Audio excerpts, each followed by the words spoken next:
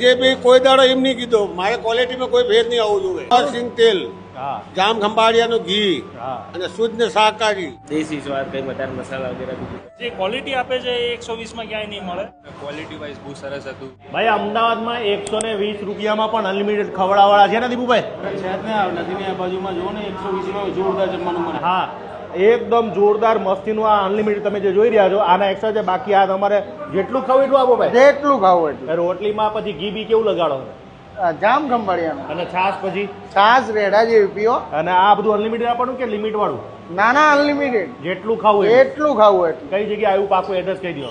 આ ગણેશ ગ્રોળી 11 હા. હાથી મંદિરની સામે, બરાબર, ચંદુભાઈ કોઠિયાવાડાની સામે. એની અંદર આવતું રહેવાનું તમારે.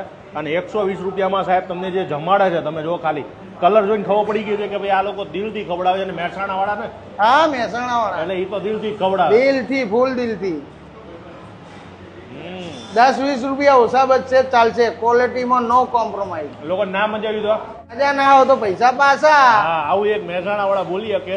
અને તમારે ખરેખર ખાવું હોય ગુજરાતી અનલિમિટેડ થાળી તો તમને સવારે પણ 120 છે, રાત્રે પણ 120 છે. રાત્રે તમને ભાખરી, કઢી, ખીચડી બધું મળશે ને? હા, બધું. અને આપણી પ્યોર ગુજરાતી કઢી, હા, જે ખીચડી કઢી ખટ્ટી મીઠી હોય ને, ઘીમાં વઘાર. હા, એટલે દિલથી કહું ને, પૂરા પૈસા વસૂલ. આજે મને કહું ને કે હું આજે ધરાઈને ખાવાનો છું, તમે આવી જાજો ખાવા માટે.